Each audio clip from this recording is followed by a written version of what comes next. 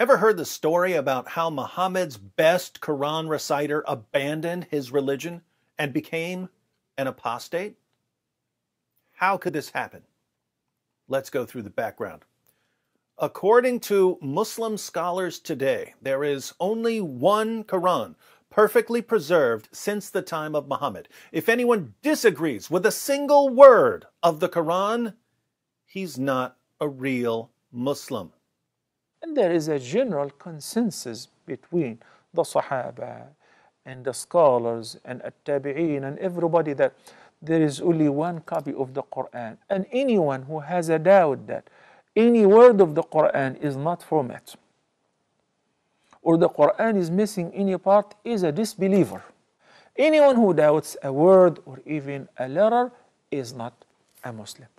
Interestingly, when we go back to the companions of Muhammad, we find that they had all kinds of disagreements about the Quran. Take Abdullah ibn Masud. How important was Ibn Masud? I'll let Muhammad answer that question. Sahih al-Bukhari, 3808.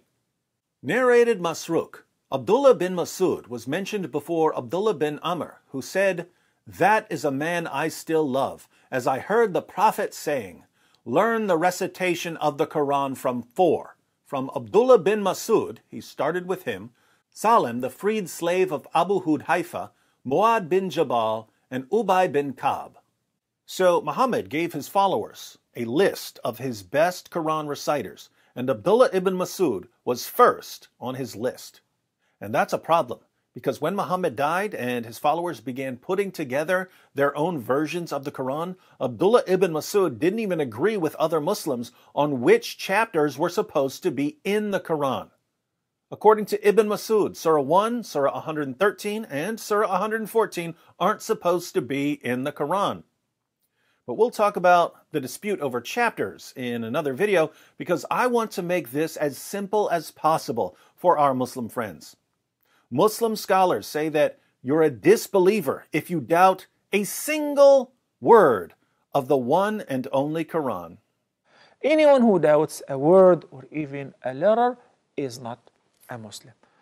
And yet, Muhammad's own companions had such doubts. Here's an example that we find over and over again in Islam's most trusted sources. Sahih al-Bukhari, 4944. Narrated Ibrahim, the companions of Abdullah bin Masud came to Abi Darda, and before they arrived at his home, he looked for them and found them. Then he asked them, "Who among you can recite the Quran as Abdullah recites it?" They replied, "All of us." He asked, "Who among you knows it by heart?" They pointed at Alqamah. Then he asked Alqamah, "How did you hear Abdullah bin Masud reciting Surat al-Layl, the night?" Alqamah recited, "By the male and the female." Abu Darda said, "I testify that I heard the Prophet reciting it likewise, but these people want me to recite it by him who created male and female, but by Allah, I will not follow them." Now, what are these guys talking about? Well, they're talking about Surah 92, which in today's Quran begins with Allah swearing an oath, by the night as it envelops, by the day as it appears in brightness, by him who created male and female. Certainly, your efforts and deeds are diverse, different in aims and purposes. Verse 3 says, by him who created male and female. Who created male and female? Allah. So Allah is swearing by himself. He swears by the night and by the day, and then by the creator of male and female, i.e. himself. But in the hadith we just read, Muhammad's companion Abu Darda remembers it a different way. So he goes to the students of Ibn Masud, the students who learned the recitation of the Quran from Ibn Masud, just as Muhammad commanded. Abu Darda asks them to recite Surah 92. And when Ibn Masud's student Alqamah recites verse 3, he doesn't say, by him who created male and female. He simply says, by the male and the female. So in Ibn Masud's version, Allah swears by the male and the female, not by the creator of the male and the female. Ibn Masud learned this surah directly from Muhammad himself, and he recited it differently than Muslims today recite it. Here a Muslim might respond, well, maybe Ibn Masud memorized it incorrectly. But there are two problems here.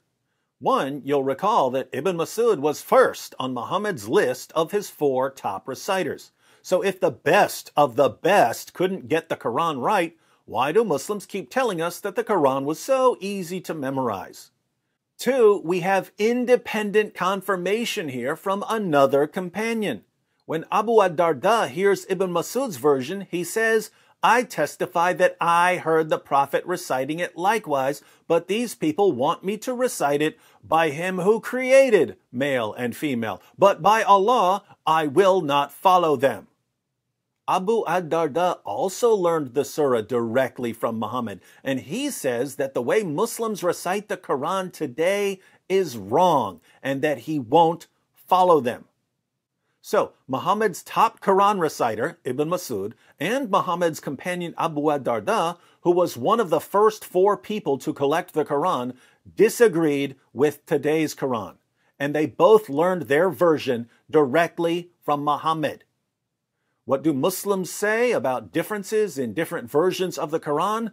Oh, these are just different dialects, but the meaning is exactly the same. No. The only way swearing by God and swearing by male and female would be the same would be if the male and the female were God. Are you Muslims willing to go that far in your desperate attempts to pretend that your book has been perfectly preserved?